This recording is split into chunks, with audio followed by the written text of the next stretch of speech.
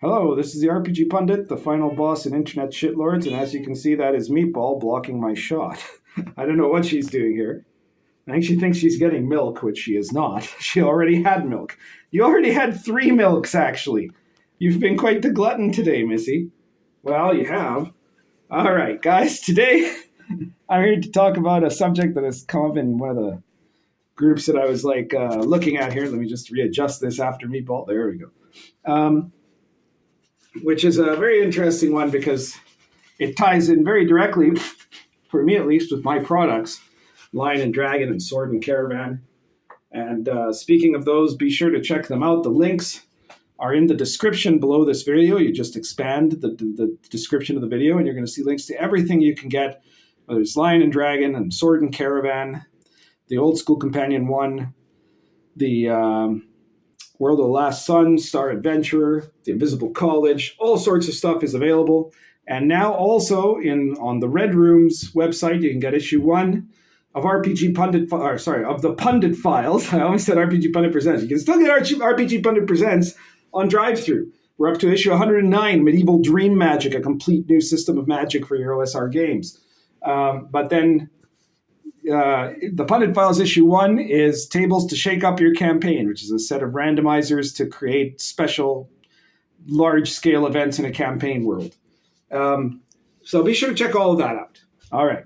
So, but in specifically Lion and Dragon, and in my settings, my medieval authentic settings, like it's somewhere over there, Sword and Caravan. I love that mule of complaint. Why are you complaining so much today? What is it? You know, she got herself locked in a shelf yesterday, and I think she's still traumatized from that. She had quite the traumatic experience. I don't know how she even got in. All I heard was mewing coming from this shelf. It's like a kitchen counter shelf. It's not like a bookshelf or a wardrobe or something. And I have no idea how she opened it and then closed herself inside it. But somehow she did it.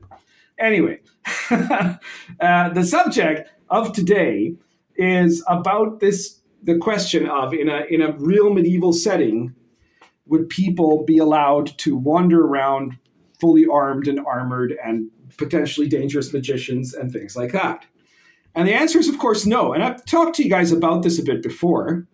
And in my campaigns in Dark Albion and Sword and Caravan, my medieval authentic games, you will see that this is very clear. Now, there are some details about this, some rejoinders about this, right? But essentially, it is in fact, I'm sorry, but it is in fact accurate to say that there was a kind of medieval weapons control, right? Like especially in the cities, just like today. In the country, more people went around having weapons. You'd have your bow and arrow to hunt with or whatever.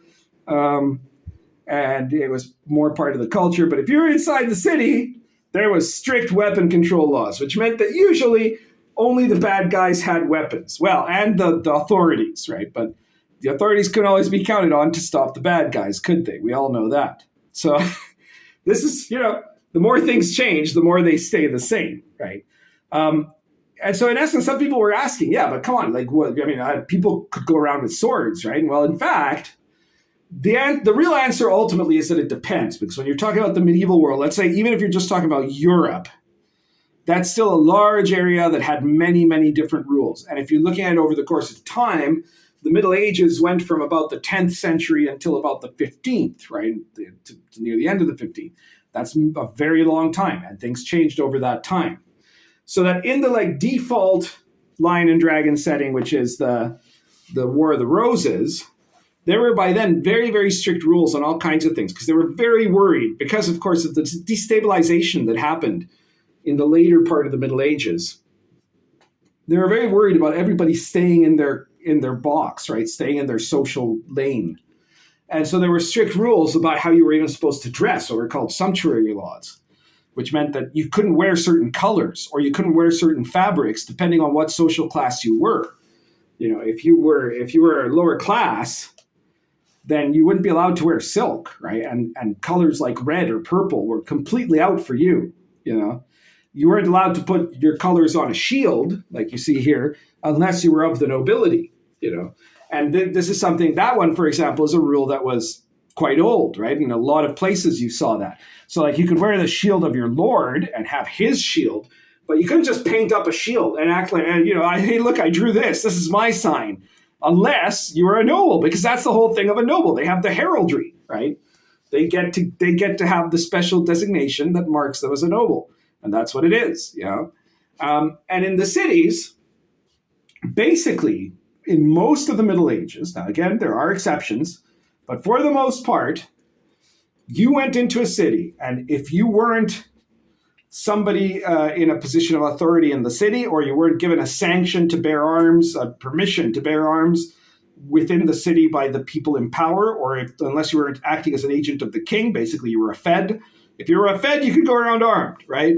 But if not, if you're just a regular guy, you go into the city, you have to tie your sword up, right? You have to bind it so it can't be easily drawn. And you can take it back and forth basically from wherever you're staying to the city gates. But you can't just be going around in a full plate and with a pickaxe or something and just being there ready to kill, right? The assumption would be that you're the bad guy if you do that. Just like if, today in this day and age, you go out in like bulletproof vest and you're carrying a rifle, a sniper rifle or something, people are going to look at it and go, well, this guy's either a fed or he's law enforcement or he's someone who's about to cause trouble. That's kind of the assumption that happens. And I know it's not always the case. Nowadays you can also say it's some people that are, fighting for their Second Amendment rights in the US or something like that. But generally it is, even I, who am the staunchest defender of the Second Amendment, I absolutely believe that everybody should have the right to have enough arms to terrify their own government, because that's the only way you assure liberty, is for your government to be more afraid of you than you are of it, right?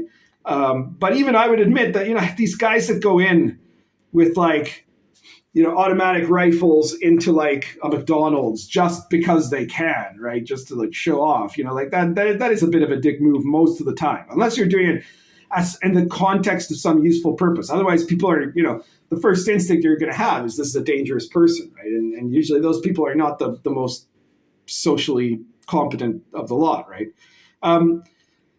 Now, the exceptions, again, would be if you're a noble. In many periods of the Middle Ages, if you were from the nobility, the aristocracy, you had an absolute right as being of noble blood to bear a sword everywhere you went. And in most cases, in most places, that would have included a city, right? So if you're an earl, a count, a duke, a marquis, a baron, a lord, then or the immediate son of one, right? Like you would be permitted to go around with a sword openly in the city. Nobody else would be allowed to do that. There are periods of times when essentially, if you were a commoner, you weren't really even supposed to have a sword, right? Like swords were for the nobility. That eventually fell out of fashion, but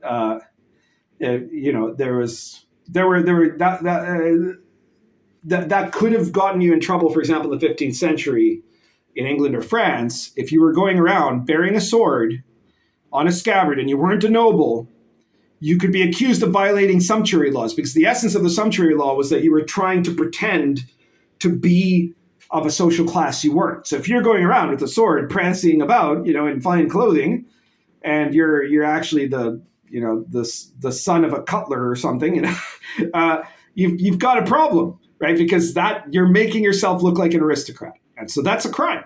That was a crime in that time, because what the last thing they wanted was for these uppity commoners to start acting like aristocrats and then being potentially mistaken for aristocrats, because that upends the whole social system, right?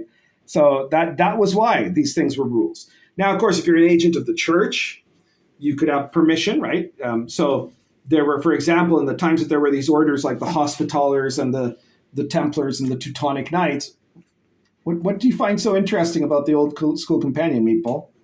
Meatball has a great interest in that Old School Companion. I think she wants to eat it, though. Are you trying to eat the Old School Companion? It's got 26 adventures in it. You can't eat that much. Come on, Meatball. All right. So, at the time that there were these knightly orders that were like religiously sponsored orders, they were allowed to go around wherever they wanted to, armed and armored. And knights were allowed to go out with swords also because in the places that had specifically a knightly class, like England, France, the chevalier, right? They were allowed to carry swords also, right? But there could also be some restrictions to that. And it was sometimes where they might have chosen not to. For example, if they were in the territory of someone who was an enemy of their sworn lord, right? Because these guys were usually, unless they were mercenary knights, they were sworn to some noble, right? And so if you're in an area where it's your enemy, you going around with a sword, they could take that as a sign of aggression and potentially start an incident. So all of those were rules, And then there's some people that have been asking, well, what about balance for that, right? I can tell you, in my campaigns, in Lion and Dragon and in Sword and Caravan, characters get used to the fact that when they're inside cities, they can't be wearing armor and arms, right? Unless they're a cleric or unless they're a ranking noble that would be recognized in that city. Now, of course, in some places things are a bit different. In Sword and Caravan, obviously because it's not that same Western European Christian culture, there are some places where people are able to go around wearing weapons, right? But for the most part, even there in any of the sophisticated cities, you're not, right? And also in the Sword and Caravan setting, in the parts of the Silk Road that were under Muslim rule, in most of those parts, it was forbidden for non-Muslims to wear arms in the city, or technically anywhere. But in the city is where they would get you for it, right? So in some ways, if you're playing a Christian character going through these Muslim places in the Silk Road, you have it even harder, right? So there's a lot of this, but this is a big part of the game itself. Now, of course, that also means most of your opponents are going to be unarmed and unarmored, essentially.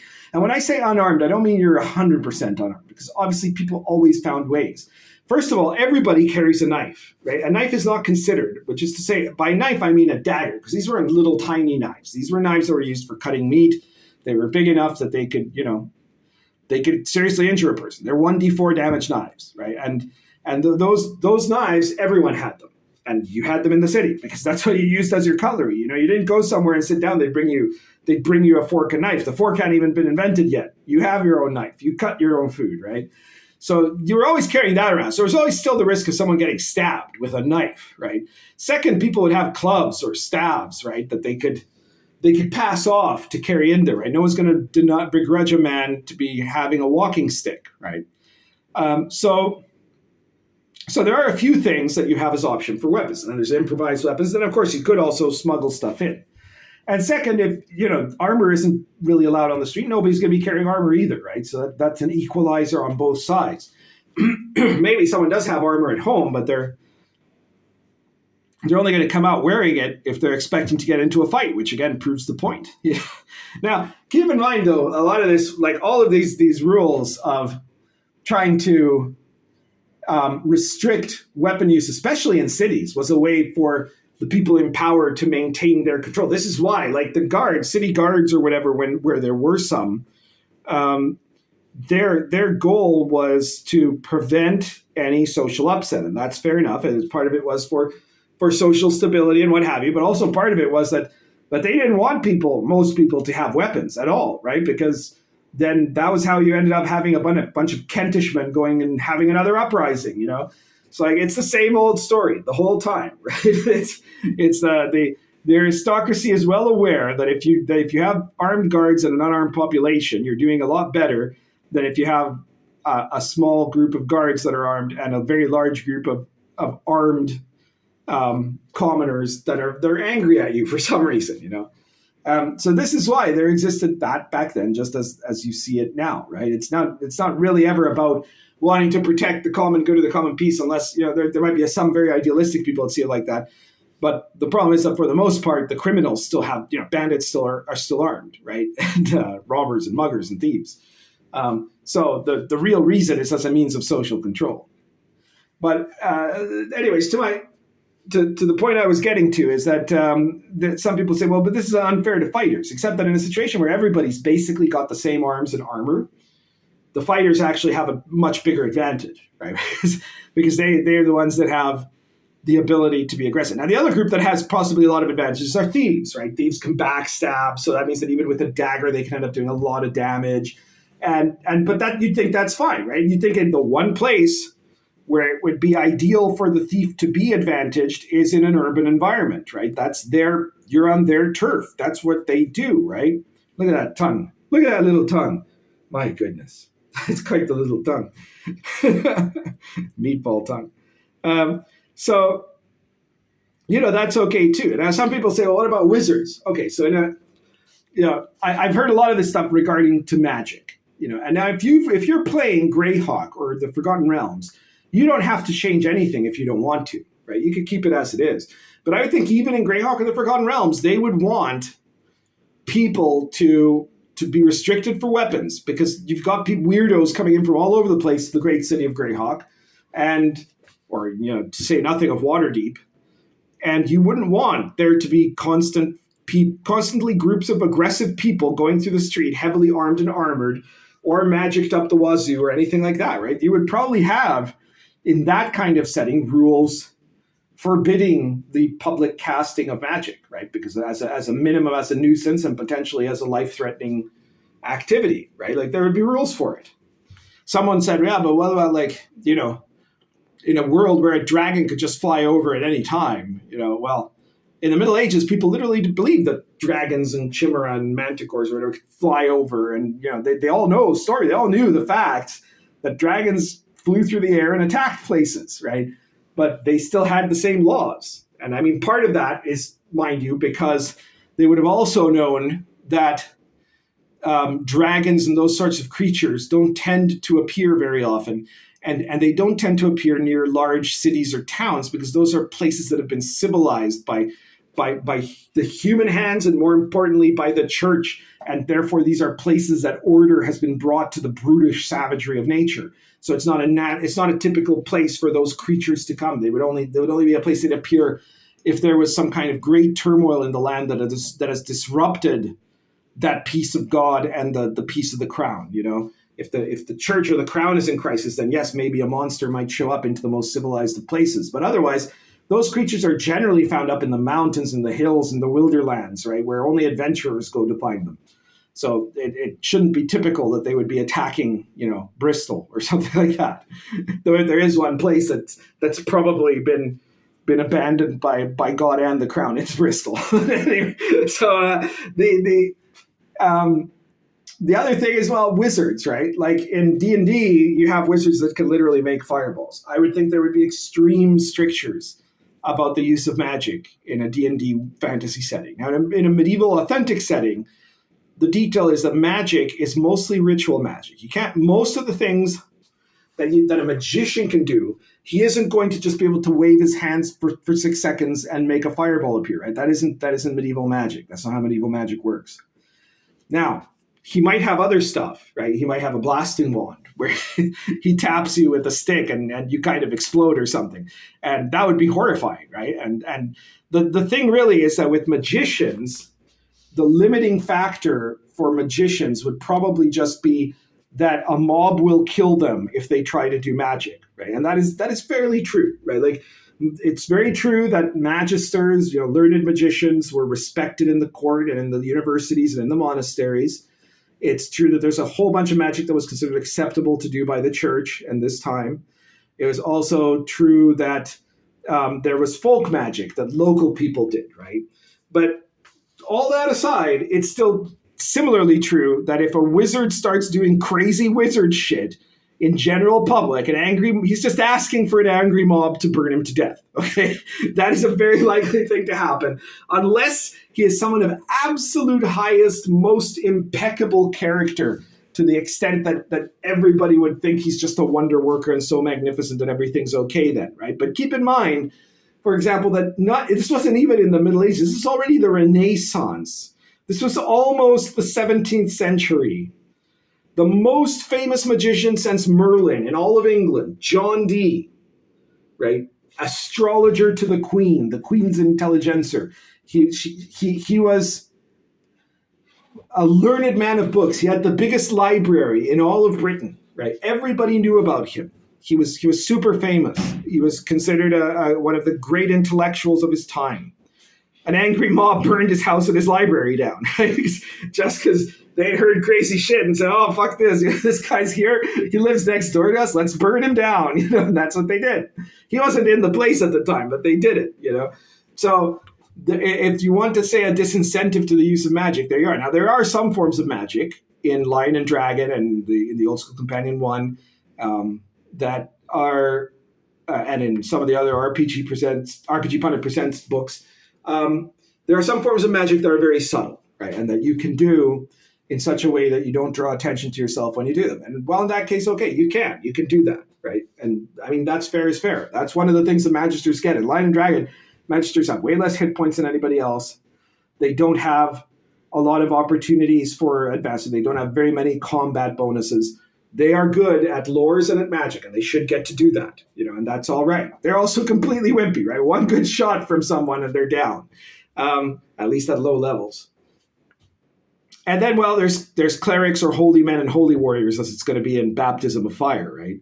And I was going to say, Baptism of Fire is early medieval. And so there, in a lot of places, it's just might makes right. It's the guy that has the best armor and the best weapons that can do whatever he likes, right? Especially if you're talking about the little villages in the Wilderlands. But even there, if you go to the bigger cities, to Krakow or Gniezno or Poznan, there is going to be that same sort of rule, and like only the people that the Piast monarchy wants armed are going to be allowed to go around armed in the city, Everybody else had better keep their sword in their pants, that sort of thing. So, like in all of the, whatever, in any of these contexts, if you've got a holy man or a cleric or a holy warrior, whatever the class is called, those guys are the ones that have it really lucky, because the Magisters mostly have to do a whole bunch of ritual to get a magical effect to happen, right? And fighters, are going to be disarmed in an urban environment for the most part. They're going to have a club or a sword, a dagger rather, unless they're a noble, in which case they could have a sword, right? Depending on the place and the time. But a cleric could probably get in there dressed any way he wants, because he's a cleric. He's a literal goddamn saint and an agent of the church, And his magic is just praying for a round. Well, usually a round. Sometimes it's more than one. But, he prays and then some miracle happens. And then everybody cheers. Instead of wanting to burn him, they cheer because they know God did that, right, through him. Every peasant loves, every villager loves, right? They're all going to be on board with that one. Right? You can't trust the weird wizard guy, but the guy that's got the giant cross and just prays and suddenly God says, "Yeah, sure thing, buddy," that's a guy that's the winner. That's okay, because in the game, he's got a whole bunch of other stuff he has to deal with. Yes, he can be armored in a city. That's a huge advantage. But on the other hand, if you're taking the role of cleric seriously, and this should also apply in standard generic fantasy games, right? If you're taking the role of cleric seriously, on the other hand, that guy's got a whole bunch of duty. He is obliged to his church.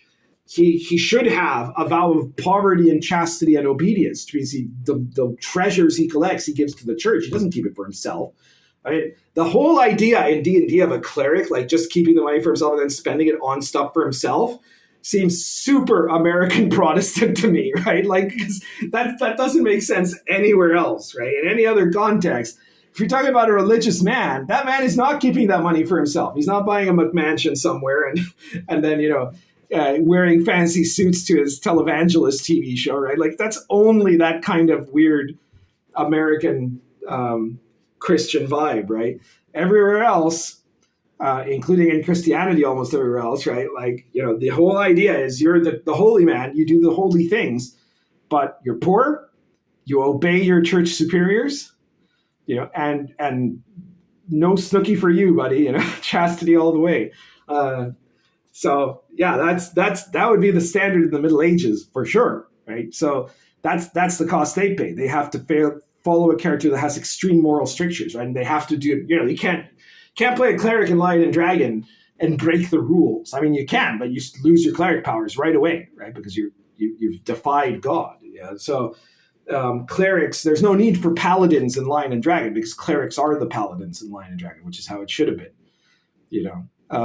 So anyways, that's basically what I had to say about medieval arms control. And I think that it's actually something for you to consider in your campaigns. Even if you're running a standard fantasy campaigns, you've got to think about how the world is, right? Like in a There could be cities, right, where there is no arms control. If you're talking about a place like Lankmar or Sanctuary, the city of thieves, right, or Port Blacksand, those kind of pirate cities, those cities of absolute scumbags, right? Like I would assume that in Mos Eisley, there's no arms control, or even, except maybe from the imperial occupation.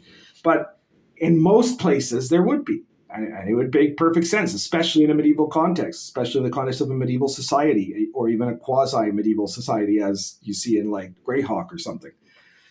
So it is something to think about.